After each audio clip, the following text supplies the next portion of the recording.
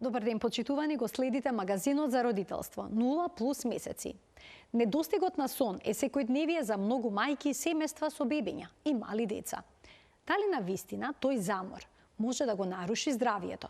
Што се случува со мајките кои со месеци, па дури години, не спијат доволно?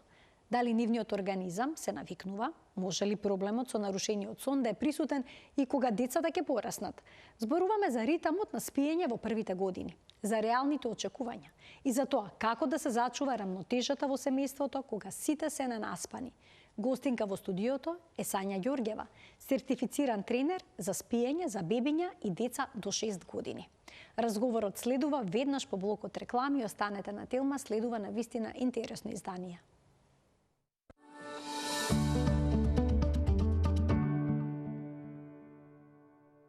Денешниот магазин за родителство го посветуваме на ненаспаните родители, како недостигот од сон го моделира нивното секојдневие, кои треба да бидат нивните реални очекувања, кога може да очекуваат детето да почне да спие. На оваа тема денеска ќе разговараме со Сања Ѓорѓева, сертифициран тренер за спиење за бебиња и деца до 6 години од доктор Гуднајт. Така. Добре ни дојде Сања повторно во студиото на Телма и добар ден. Добар ден, добро ве најдов. Благодарам на поканата. Што се случува додека спиеме? Еве да започнеме од тука. Додека се спиеме, да кажем, се случуваат едни многу важни процеси во телото. Настанува регенерација на самото тело, но и на мозокот. Значи, ние додека спиеме, влегуваме во повеќе фази. Имаме длабока фаза на спиење, лесна фаза на спиење, нан-рем или рем. Сега да не навлегувам нели во детали на фазите, меѓутоа секоја фаза си има своја важност. Е многу битна и квалитетниот сон е важен за, да кажеме, наутро дека сме се наспале. Значи, доколку го кратиме сонот или доколку почесто се будиме во текот на ноќта, тоа значи дека ги нарушуваме фазите, не може телото да помине ни сите фази кои што му се потребни, што значи дека наутро ќе се разбудиме поспани и неквалитетно спиеме. Ајде да ги погледнеме фазите на сонот, можеме на видеот зидо да презентираме таа фотографија. Дали фазите на сонот се исти и кај возрастните и кај децата? Не. Бебенцето кога ќе се роди, се раѓа со отприлика 25% развиен мозок. Меѓу другото не се развиени ниту циклусите на спиење, ниту фазите на спиење. Значи, новороденчето во првите 4 месеци, најголем дел, да кажеме, наједноставна е архитектурата на спиење. Ние ова овде што го гледаме повеќе важи за повозрастни деца, да кажем, после 6-7 месец и адолесцентни млади.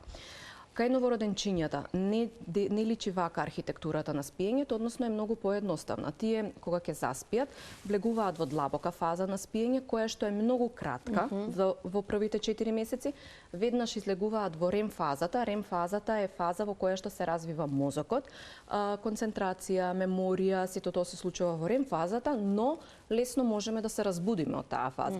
Рем фазата во првите 4 месеци новороденчињата поминуваат околу 60% од спиењето во рем фаза. Токму и затоа спиењето има да кажам, многу полесно може да се разбудат, може да се случи да се насмевнуваат почесто во спиењето, да мрдаат. Овде е присутен морорефлексот, на нели штрецнување на рачење и ноџење во првите неколку месеци, кое што кога ќе се случи во рем фазата, голема е веројатноста дека бебенцето ќе се разбуди.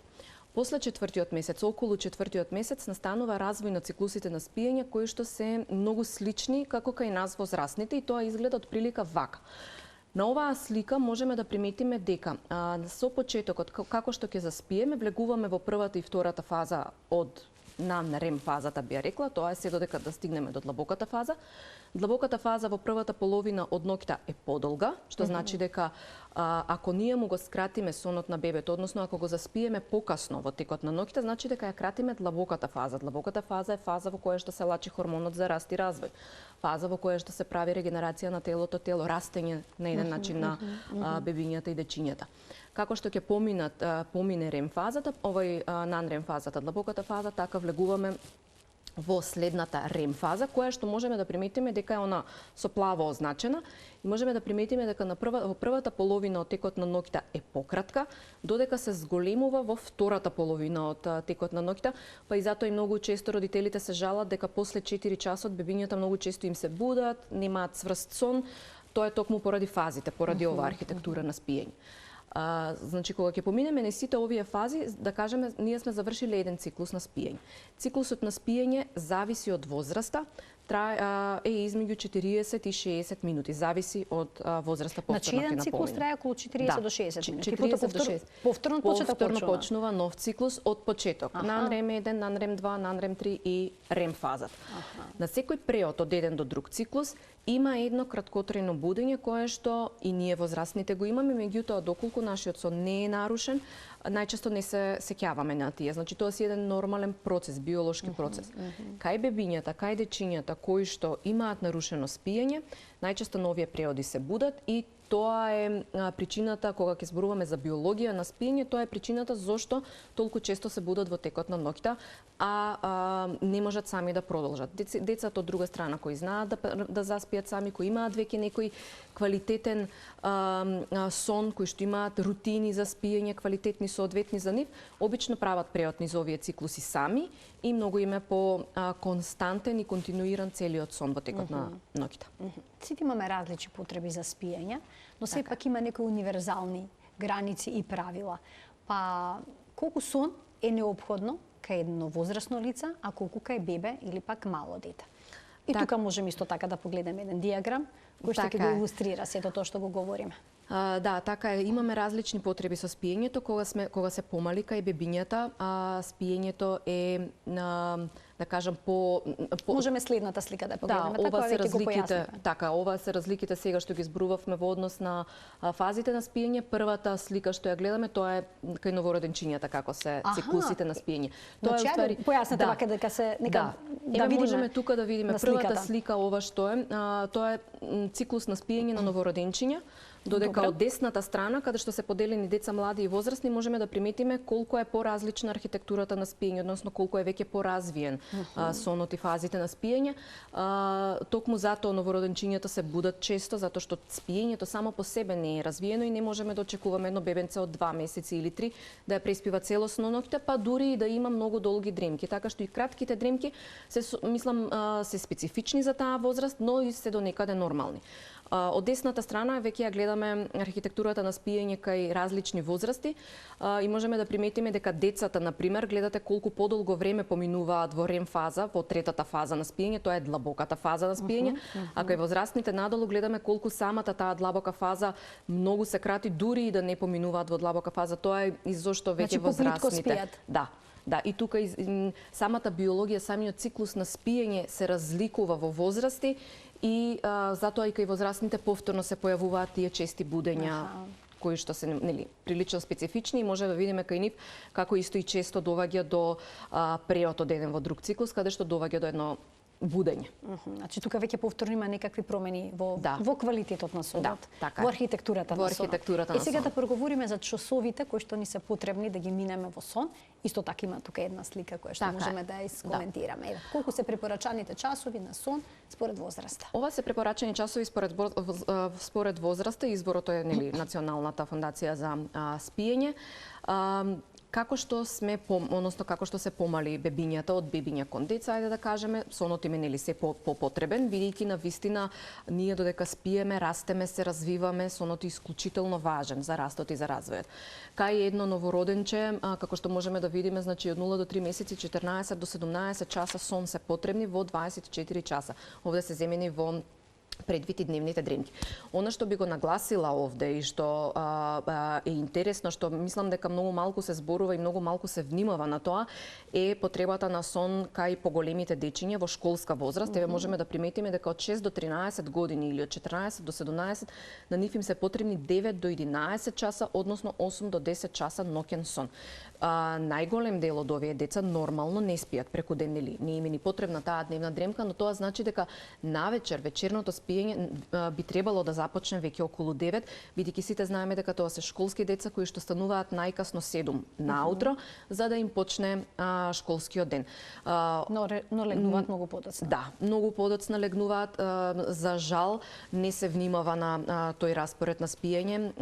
Јас одржував предавање во одредени основни училишта низ Скопје, каде што многу деца, предавањата беа од прво до четврто оделение, значи на прилично мали дечиња, каде што многу од нив кажуваат дека легнуваат во 11, 12, 1 или 2, што е навистина страшно, бидејќи самото тоа влијае не само на концентрација, на меморија, туку уопшто на нивните емоции, на нивното расположение, избувливост, заспиваат на самите часови, во комуникација и во односот со другарчињата. Едноставно на целиот ден влијае неквалитетниот сон, па дури и на здравието. Ги прашавте зошто легнуваат толку доцна?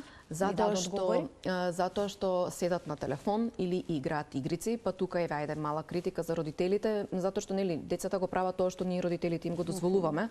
Навистина но некојаш родителите ќе легнат, а потоа децата ќе ги земат телефоните. Па да, ама сепак сметам така. Сепак мислам дека треба да се стави некоја граница, некој ред до кога треба да се користи телефон, телевизор или игрици, бидејќи самото тоа што они го нарушуваат спиењето, односно што заспиваат покасно, влијае негативно на целото здравје, но заспивањето со телефон или заспивањето додека играат игрици дополнително го нарушува мелатонинот. Мелатонинот е хормон кој што се лачи, кој ни помага да заспиеме, да потонеме во длабока фаза на спиење.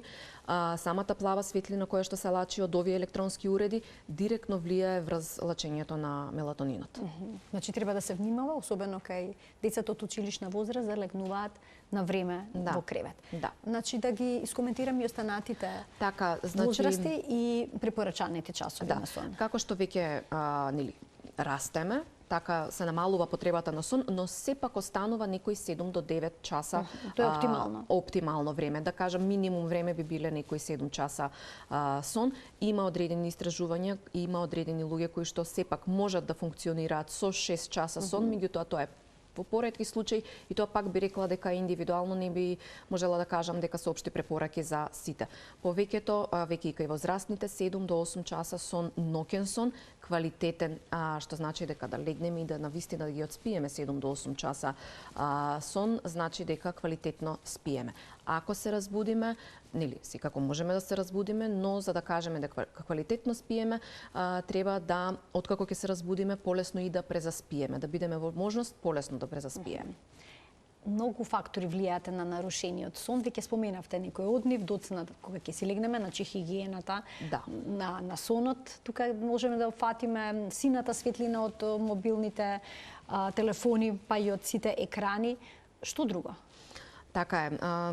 Би рекла, целиот стил на нашиот живот влијае. Исхраната е исклучително важна за спиењето, физичката активност, колку време поминуваме под дневна светлина, исто и тоа многу значи на еден начин целиот стил на нашиот живот. Ајде да почнеме од хигиената на спиењето. Убаво е и препорачливо е секој да може да легнува секоја вечер во исто време и да се буди наутро во исто време, без разлика. Да, тоа е идеално, без разлика дали е викенд или е во текот на неделата, бидејќи на тој начин нашето тело, биолошкиот часовник кој што е во нашето тело на еден начин, полесно се прилагодува на сите промени и полесно функционира. Исхраната е исклучително важна. Многу е важно да се обидуваме да внесуваме здрави намирници. Под здрави намирници, значи повторно внесуваме ние и здрави масти, и протеини, и јаглехидрати. Меѓутоа, сето тоа да бидат здрави намирници кои што ќе го помагаат лачењето на одредени хормони, како например храна богата со триптофан, која што го помага подоцна лачењето на хормонот мелатонин. Навечер пред спиење да се внимава што се јаде, значи да се избегнува тешко сварлива храна, да се јаде храна која што е полесна за за варење и исто така да се избегнува алкохол, бидејќи алкохолот има, да кажем, некое својство кое што веднаш ќе не заспие, односно веднаш ќе заспиеме поради алкохол, но многу брзо после одредено спиење ќе се разбудиме и потешко подоцна заспиваме. Избегнување на кофеин, дури во попладневните часови и целосно избегнување, бидејќи кофеинот исто така негативно влијае на спиењето. Редовна физичка активност, тоа што е моја препорака, физичката активност да биде малку порано во текот на денот, а не баш пред спиење. токму поради лачење на одредени хормони и целото регулирање на тие хормони. Собата, спалната соба да биде затемнета, значи отприлика околу 20-21 степен Целзиусови е идеална температура за спиење. Душекот и перницата да бидат квалитетни, за и тие да ни помогнат, значи во спиењето, да не се превртуваме многу. Квалитетна постелнина, памучна и памучни пижами, да направиме една атмосфера во која што откако ќе легнеме да заспиеме, атмосферата околу нас да биде пријатна и правилна за спиење, за ако се разбудиме да ни биде полесно презаспивањето понатаму. Да проговориме за сонот и родителството. Колку часови сон во текот на денот губат мајките откако ќе се породат? Во првите недели после поредувањето. Да, значи многу истражувања има многу истражувања во светот за сето ова. Во првите неколку недели одредени истражувања покажуваат дека мајката губи по 4 часа сон во текот на еден ден, што е навистина многу, бидејќи тука се нарушува целокупниот циркадијален ритм и целокупниот циклус на спиење. Нарушена е REM фазата, нарушена е и длабоката фаза, односно non-REM фазата. Истражувањата покажуваат дека во првите месеци па и години сонот на мајката се нарушува од 4 часа навечер до 30 на минути или 2-3 часа, зависи во која возраст е. И она што е навистина загрижувачки е дека дури и во првите 6 години квалитетот на сонот на мајката воопшто не се подобрува во однос на квалитет како што бил и претходно. Значи дури откако децата ќе потпораснат повторно, тоа ќе обстојува нарушувањето на сонот. Да, затоа што веќе се нарушени циклусите и особено ако мајката не превземе нешто, значи да си го подобри спиењето, тоа нарушување само по себе во првите 6 години голема е веројатноста дека нема ни да се реши.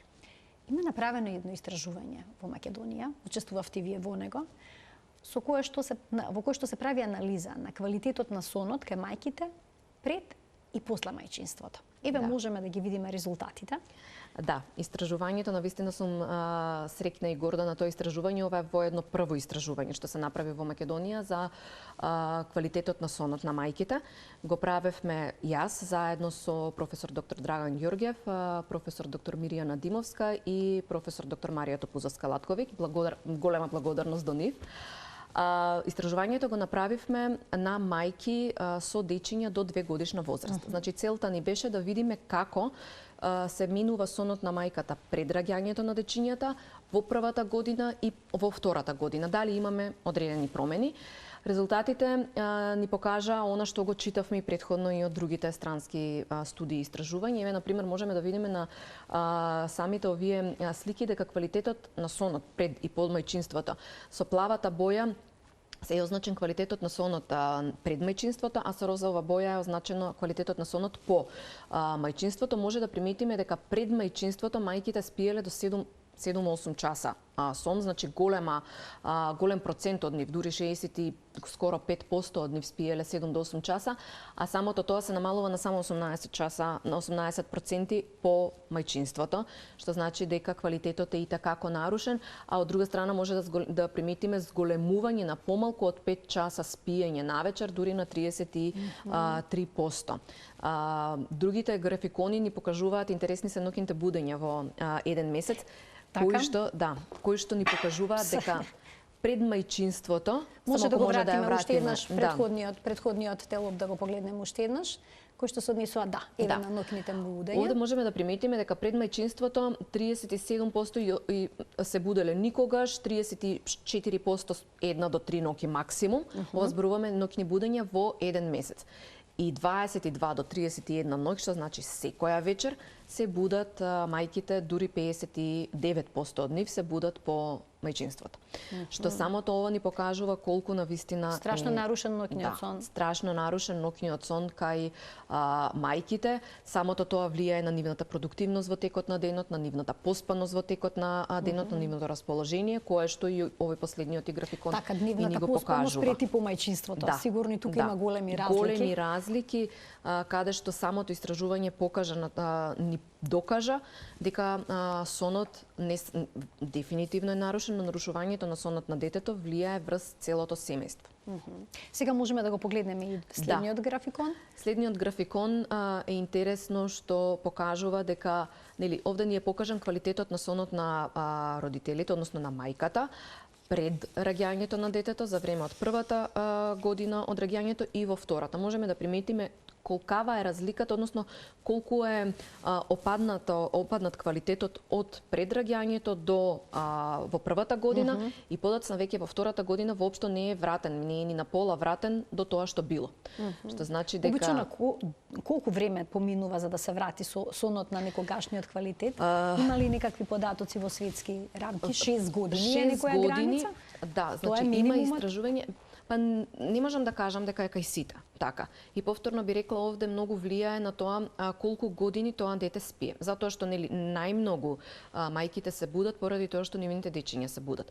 Ако имаме ние и јас кога работам со деца, имаме деца што на 4, 5, 6 години се уште се будат константно навечер, самото тоа го нарушува сонот и на мајката. Ако зборуваме за родители кои што се обидели и направиле разлика во спиењето на детенцето, му го подобриле квалитетот на детето уште во првата година, сигурно нема 6 години да биде и нарушен сонот на мајката, многу пократок ќе биде тој период. Но ако се остават будењата да траат долго, овде се нарушува циркадијалниот ритам и односно и циклусите на спиење и кај мајката, кои што подоцна можат да преминат во некое хронично неспиење, кое што ќе треба да се решава. Значи не е нерешлив проблемот, не е нерешлива ситуацијата, но треба да се превземат одредени акции од страна на родителите. Сања, дали почесто се будат бебињата кои што цицаат и дали се поненаспани мајките што дојат? Ова би рекла дека е еден мит, затоа што многу често мајките кои што дојат дури сакаат и да им вметнат млекце на бебињата, нели затоа што слушнале дека децата на адаптирано млеко спијат подсвест. Да. А тука има чести ноќни подои. Така е. Меѓутоа, јас би рекла дека млекото само по себе и доењето само по себе не е проблем за едно детенце да ги преспие ноќите. Зборуваме кај дете што добро напредува.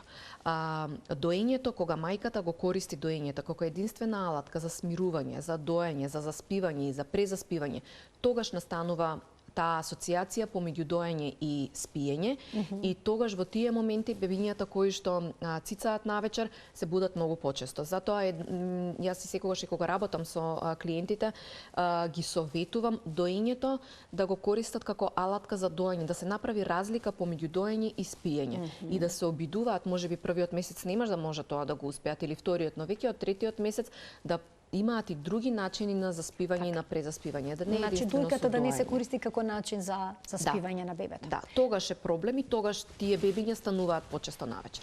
А правени ли се вакви анализи и за сонот на татковците? Правени се и можеме да кажеме дека сонот на татковците да се нарушува, меѓутоа не многу. Например, ако во првата недела кај мајките сонот е нарушен 4 часа, кај татковците околу 30 минути. Така да можам да кажам дека сонот на татковците не е толку нарушен како кај мајките, бидејќи многу често спијат и во одделни соби и мајката е таа која што најмногу се грижи за ноќните будења. Во нашето истражување што го направивме, приметивме дека татковците кои што се вклучени во ноќните будења на мајките, затоа што имавме и такви прашања во кои што сакавме да видиме што се причините за ноќните будења на мајката и кои работи можеби помагаат за да поспие подобро.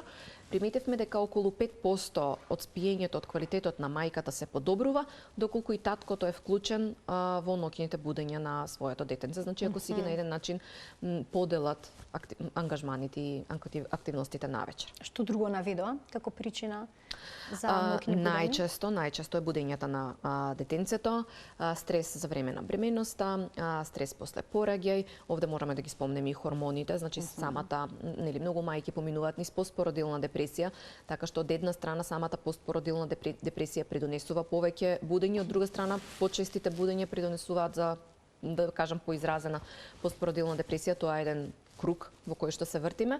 Работата исто кај одредени мајки беше спомнато, особено работи во смени. Значи тоа исто така представува проблем. Да. А што обично велат, на што се жалат мајките кои што имаат проблем со сонот? кои што често се будат навечер. Да. Прво нешто ќе кажам дека многу од нив ќе ми кажат јас не се препознавам повеќе, јас не сум истата личност, бидејќи намалена им е концентрација, меморија, да, меѓутоа намалена е и нивната односно зголемена избувливоста. Смиреноста им е намалена, многу побурно реагираат на одредени ситуации во кои што порано би изреагирале посмирено. Сето тоа се должи на нарушување на спиењето, бидејќи самиот сон кога е нарушен, тоа влијае на одредени хормони, прави хормонален дисбаланс, например се лачи повеќе хормонот кортизол, кој што е хормон на стресот. Од друга страна, не се лачи доволно хормонот допамин и хормоните серотонин, кои што се хормони на среќата, ајде да кажам, и на смирувањето на емоциите. Значи самиот хормонален дисбаланс носи до тоа мајките да се чувствуваат понервозно, да бидат да има повеќе нарушени односи во фамилијата и не само со сопругот, туку и нарушени односи со децата. На еден начин многу по тешко реагираат и многу потешко се врзуваат со своите дечиња во одредени ситуации кога навистина сонот е нарушен. Значи недостатокот на сон комплетно го моделира и секојдневието, но и човековото однесување. Дефинитивно. Влијае и на здравјето. И тука можеме да видиме неколку слики кои што всушност го илустрираат сето тоа. Да. Влијае на здравјето, бидејќи спиењето е, како да кажам, едноставно спиењето има многу голема улога во секој систем во телото. Кога ние не спиеме, сето тоа е нарушено. Кај помладите луѓе кои што имаат, кои што не спијат доволно, можеби нема да ги осетат последиците веднаш, но како што поминуваат годините, тоа се повеќе и повеќе се чувствува. Така што можеме овде да приметиме дека неспиењето го нарушува менталното здравје. Значи, зголемува, како што преска и напоменав, прави еден хормонален дисбаланс, кој што влијае директно на емоциите, на начинот на кој што ние реагираме на одредени емоции и стрес. Влијае на дијабетис, односно ја зголемува шансата за појавување на дијабетис. Се лачат одредени хормони кои што го прават дисбаланс во хормоните кои го регулираат глад и ситост, односно кога не спиеме доволно, хормонот за ситост не е излачен доволно, што значи дека ние може да се чувствуваме многу погладни, но гладта е обично за брза, нездрава храна. И обично тука посегнуваме по благо, сладко, теста, одредени работи кои што во моментот ќе ни направат ќе не направат сити. Влијае на срцето, односно може да се појават и кардиоваскуларни болести и така натаму. Овде можеме да го видиме она што кажавме, на што се влија и како влијае недостатокот на сон, прави еден хормонален дисбаланс, прави мозочни промени. Влијае на сите системи всушност во телото. Не на спаниот човек, всушност може и на вистина да се разволи тоа. Дефинитивно. Ќе ги вклучиме гледачите, почитувани од овој момент, магазинот за родителство 0+ месеци е контактен. Слободно можете да се завртите на бројот кој што испиша на екранот и да поставите прашање кој што е поврзано со темата со која што говориме, а тоа се ненаспаните родители, а ненаспаните родители најчесто се ненаспани бидејќи нивните деца не спијат добро. Да. Па сега како да си го подобрат сонот, односно дали со подобрувањето на сонот на нивното бебе ќе си го решат проблемот. И кога всушност тоа може да се постигне? Дајте да ги разјасниме тие митови. Какви ќе бидат реални очекувањата? Најпрво, повторно ќе ги спомнам првите 4 месеци. Во првите 4 па и 5 месеци не препорачувам тренинзи за спиење, нели? Но сепак препорачувам да се воспостават одредени рутини и навики кои што ќе го подобрат спиењето на дечињата. Ние во првите месеци не можеме да очекуваме дека воопшто нема да се будат. Но ако бебето се буди на секои 30 минути или на секој час, и тоа е аларм. Значи, спиењето на новороденчињата, да, полесно спијат, но тоа не значи дека треба да се будат на секој час или на секои 30 минути. Од прилика 2 до 3 часа се во првите 2 месеци, после вториот месец веќе тоа се зголемува на 3, 4, па и 5 часа. Истражувањата покажуваат дека бебињата измеѓу 6 и 9 месеци веќе може да преспијат 11 часа навечер без воопшто да бидат доени или хранени со адаптирано млеко во текот на ноќта. Овде повторно морам да нагласам, зборуваме за здрави бебиња кои што се навремено родени и кои што супер добро напредуваат. Секој родител според мене треба да се обиде да направи рутина на спиење на детето која е соодветна за детенцето, за неговата возраст, но и за карактерот на детето, бидејќи она што влијае кај едно дете може би да не функционира кај друго. Да се внимава во колку часот ги легнуваат, да не заборавиме дека дечињата имаат свој биолошки часовник, но тој биолошки часовник најмногу е поврзан со изгревање и изоѓање на сонцето во првите години. Колку повеќе ние ќе се доближиме до нивниот биолошки часовник, толку полесно е спиењето навечер. Нивното време за заспивање диктира 7 до 8 часот најкасно веќе да се заспани навечер. Секое заспивање покасно може да доведе до почести будења, потешко заспивање или порано будење рано наутро. Начинот на заспивање овде исто така ќе го спомнам, бидејќи е важен, како што спомнав преска во биологијата на спиењето и циклусите кога ги гледавме, многу бебиња кои што не знаат да заспијат самостојно или дечиња се будат навечер и повторно бараат помош од мама, тато, од некој да ги заспие. Ајде да ги вклучиме гледачите со нивни прашања. Добар ден за првиот од нив. Ало. Добар ден, во програма сте. Го очекуваме вашето прашање. Ало, добар ден, Вака. Добар ден. Само ќе ве замолам да го намалите тонот на телевизорот. Разговорот следете го преку слушалката. И го очекуваме прашањето. Ало, добар ден, Вака. Се јавувам со едно прашање. Значи имам бебенце од 3 недели и во последниве неколку дена, да речеме на почетокот првите 2 недели, спиеше нормално, како што треба, како што беше и прикажано на графикон од 14 часа до 17. Меѓутоа сега последни 2 до 3 дена е пораздржливо и се буди многу почесто. Заспива таму во раце, а кога ќе се спусти во кревет или во гнездо, значи веднаш се буди со плач. Тоа е во последниве неколку дена, инаку е наспано, најадено, нема промени, да речеме, ни во температурата на собата, ниту во светлината, значи сите тие работи за кои што кажавте, значи се преследени и внимаваме, така да нема промени во тој дел. Има промени само во полесното спиење овие 3 дена, послабо спиење и полесно будење, заспивање само во раце и никако поинако. Така да немате некое прашање? Да, само да прашам дали ова е почесто се случува на дневни дремки или навечер? Се случува и на дневните дремки и навечер, овие 3 дена и на дневните дремки и навечер. Добро. Дали е доено бебето? Дали е тоа важно? Само на доење. Само на доење сте, така, да. Добро. Ви благодарам за вклучувањето. Што можете да дадете како совет? Вака, тука ќе ги спомнам скоковите во развој, бидејќи колку и ние да не промениме ништо, самите дечиња како што растат, поминуваат низ одредени фази.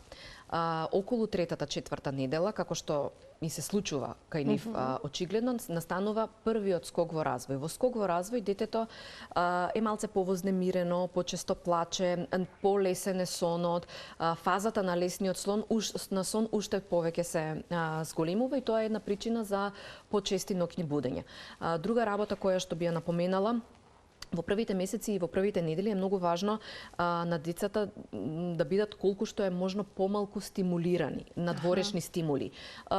Гости дома, шетање во бучни атмосфери, бидејќи на нив навистина се им е ново, се им се случува ново и колку повеќе активности и стимули впиваат во текот на денот, толку повеќе се раздразнуваат, особено после 3. Значи почнува после 3 да стануваат се покенкави и понервозни.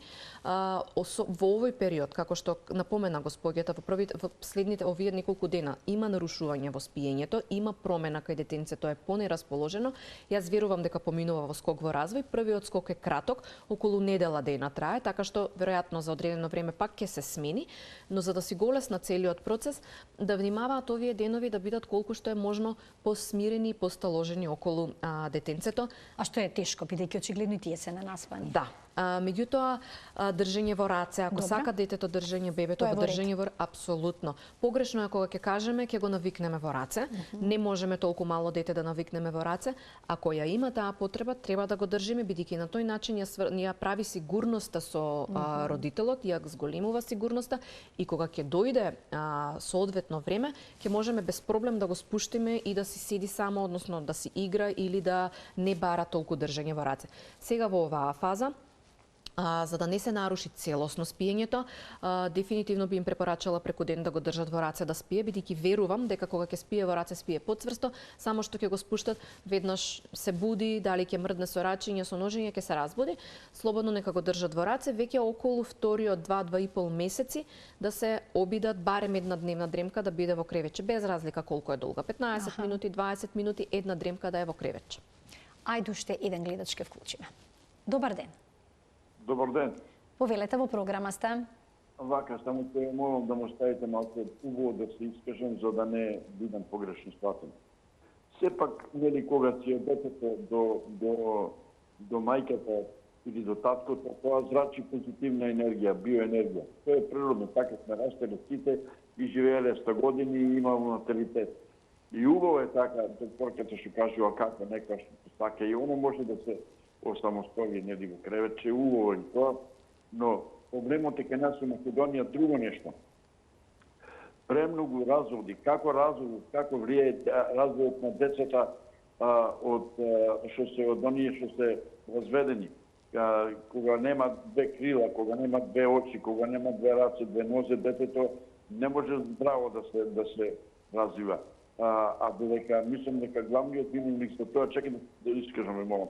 Затоа се невладините и Центар социјална скршка. Вака, видете сега, денеска разговараме за сон кај бебиња. Значи, вие сега апострофирате за нешто што е надвор од темата. Денешната гостинка е тренер за спиење кај бебиња и кај мали деца. За оваа тема во некоја од следните изданија на емисијата секако ќе проговориме и ќе имате можност да се вклучите, да дадете свој размислување и да се развие дискусија на темата. Денеска зборуваме за сон.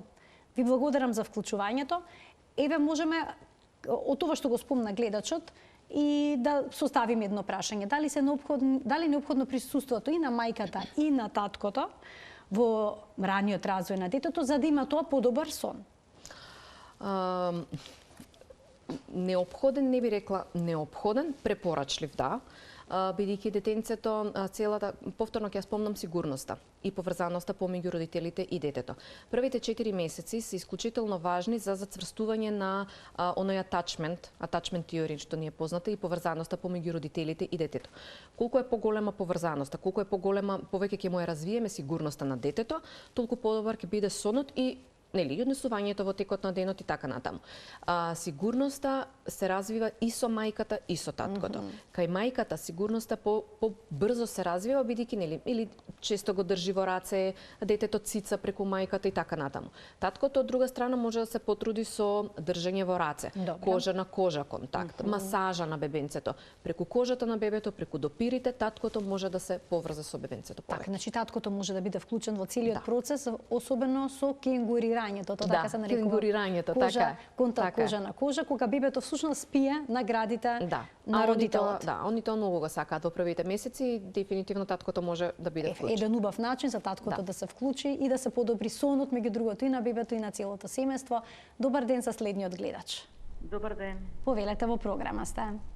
Јас би сакала да слушнам еден совет од вашата гостинка. Имам 5 годишна ќерка. Така? Самохран родител сум и до ден денес спиеме заедно. Па дали може да спомне, да посоветува некоја техника како да почнеме да се одвојуваме со спиењето, до година почнуваме во школа. Така. Па да нели се одвоиме во тој така, дел. И ова исто така една многу честа ситуација, долго време, со години, родителите спијат со своето дете. Ви благодарам за ово убаво прашање во денешната емисија. Повелете, Сања. Навистина убаво прашање. Тука прво е многу важно да си го одговориме, односно родителот да си го одговори прашањето. Ја и секогаш тоа ги прашувам. Дали спиете со вашето дете затоа што навистина тоа го сакате или спиете затоа што во моментот е тоа полесно, односно затоа што така помалку се будиме. Доколку родителот сака да спие со детето, нема некое правило дека сега мора да ве разделиме и да спиете во посебни соби. Може да го прават тоа се додека сметаат дека тоа е потребно и за родителот и за детенцето. но како што го споѓата сака веќе да се одделат во друга соба, на оваа возраст, особено кој поголемите деца, е многу важно тоа да го направиме со разговор, да ги спремиме и разговорот да го водиме во насока дека можеби мама нешто сгрешила, дека можеби мама не знаела, дека сега треба мама да направи промена, да не го водиме разговорот дека детето е криво и дека детето нешто лошо прави. Тоа детенце е 5 години, веќе креветот на мама е на еден начин и неизин кревет. И сега морам многу убаво да му објасниме зошто сме одлучиле да го поместиме, односно да се премести во друг кревет или во друга соба, како и да спијат. На оваа возраст секогаш е убаво да користиме мали игрички со нив, за да ги мотивираме да се направи промената. Например, мама да објасни дека разговарала со некој, дека и посочиле дека е време каде што детенцето треба да се осамостои, да се премести во друга соба или во друг кревет. При тоа мама ќе и помогне во целиот тој процес. Тетката или докторката или ете кој да и кажал на мама дека за време на целиот тој процес детенцето ќе почне да расте повеќе и ќе добие на еден начин како награда, ајде да кажеме, па може да се направи еден да се измери детето на вратата, каде? Да, и секоја вечер кога ќе спие во низин кревет, утре дента да се мери, да видиме дали пораснала или не пораснала и на тој начин да ја покажеме дека како што спие во низин кревет, навистина повеќе расте. Транзицијата секогаш да биде постепена според мене, не нагла. Ако се префрла во друга соба, најдобро е мајката и детето неколку дена да спијат во таа другата соба заедно, па потоа мајката да седи на столче или на кревет додека детето заспива, се уште присутна во собата, за да може да го направи последниот чекор, детенцето да заспие во таа соба, мајката да излезе. А што доколку во текот на ноќта детето одлучи повторно да се врати во родителскиот кревет, како да се постапи во тие моменти? За да останеме константни и за да успееме во процесот, многу е важно да бидеме константни во текот на целата вечер, колку и да тоа е често. Ако детето се разбуди и дојде во креветот на мама и на тато, едноставно го фаќаме за раче, ајде злато се враќаме на спиење и се враќаме во неговиот кревет на спиење. Може мама или тато да останат тука додека детето да продолжи да спие, но да научи детенцето дека од сега ова е новото правило, ова е твоето место на спиење, тука е мама околу тебе, ти помагам, но сепак ова е твојот кревет за спиење. Само со таква константност кај постари дечиња, на оваа возраст кај дечиња, можеме да имаме успех, бидејќи секоја неконстантност, они нели ќе ја препознаат, ќе ја искористат и успехот е не толку загарантиран, бидејќи нели една вечер го дозволуваме, ова друга вечер не, самото дете ќе биде збунето. Зошто некогаш спијам овде, зошто некогаш инсистираат да спијам во мојата соба. Претходно да се направи разговор со детенцето, да му се објасни од кога ќе настане промената, зошто настанува промената, кои се новите правила и мама да ги следи тие правила, да ги почитува. Дали на секое дете му е неопходен тренинг за спиење? И што доколку детето се противи плаче, не сака да спие само? Треба да се остави да се исплаче, се зборувам за помалите. Така, кај помалите. Не му е неопходен тренинг на секое дете. Например, имаме дечиња кои се заспиваат со нишкање, со доање, во количка, било како и супер ја спијат ноќта, одлично спијат во текот на ноќта. Овде нема потреба зошто да смениме нешто. Но кај некои дечиња кои што гледаме дека начинот на успивање влијае врз ноќните будења, го буди често, значи тука веќе нарушен хормонот за раст и развој. Нарушени се фазите на спиење, дополнително е нарушено на спиењето на родителот, значи во целото семејство тука е потребно да се направи тренинг за спиење. Прво мораме да видиме која возраст е детето. Според мене идеално е после 6-тиот месец да се прави тренинг за спиење. Дали е во скок во развој, не препорачувам во скок во развој, значи да се види една атмосфера, да се направи проценка на детето и на фамилијата во кој момент ние можеме да почнеме тренинг за спиење. Кога ќе одлучиме дека во ред може да почнеме тренинг за спиење, јас секогаш препорачувам да се избираат методи кои што се со нежен и благ пристап во кој родителот е цело време присутен.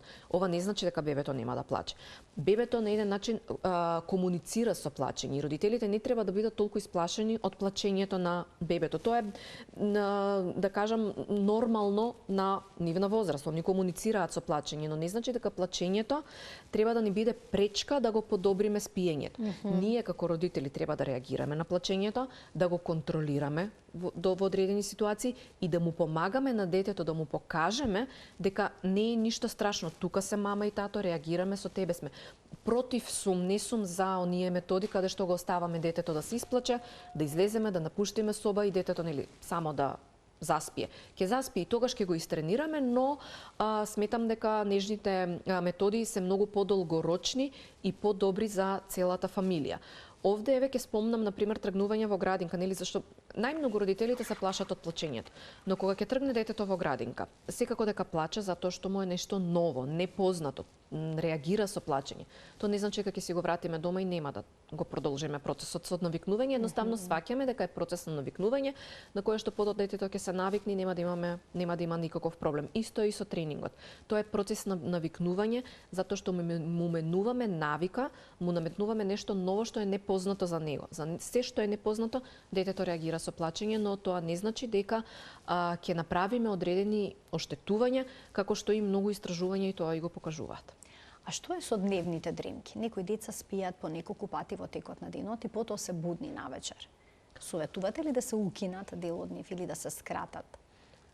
Дневните дремки може да бидат причина за за ноќни будења во две ситуации. Или долги дремки, или кратки дремки. Секогаш треба да знаеме за одредена возраст колку дремки се препорачани и колку дремки му се потребни на детенцето. Например, дете од 10 месеци кое спие 2 пати во текот на денот по 30 минути, може да се буди навечер затоа што има многу кратки дремки. Или родителите ќе кажат спие преку ден, ќе му ги скратам дремките за навечер да поспие повеќе. Тоа е погрешно, бидејќи ако детето не се наспие доволно во текот на денот, почнува лачење на хормон кортизол. Кортизолот го попречува лачењето на хормонот мелатонин и со излачен кортизол дечињата навечер се однесуваат како со многу вишок енергија, како да сме им дале да се напијат чаша еспресо или ред. Значи едноставно многу вишок енергија имаат во ноќните часови, многу потешко заспиваат, многу покасно заспиваат, а ако заспијат, голема веројатност е дека често ќе се будат навечер. Значи не би кратела дневни дремки доколку се соодветни за возраста. Сега, кај 15 месечно или 16 месечно дете кое што има 2 дремки и почнува навечер да се буди, тогаш најверојатно треба да скратиме една дремка за да тоа не влијае негативно на ноќното спиење.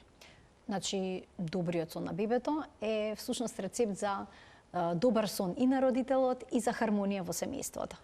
Придобивките се бројни од сонот. Дефинитивно. Бројни се придобивките и би рекла за мир, спокој и за посреќно родителство, посмирено родителство. Секој еден родител треба да се потруди да му го подобри сонот на детенцето, затоа што придобивките се огромни за детето, за самото дете, но и за целото семејство. Така и да не се плашат родителите од тренинзите за спиење на нивните бебиња, бидејќи обично ги поврзуваат со оној метод каде што бебето се остава само да се исплаче, така? Да.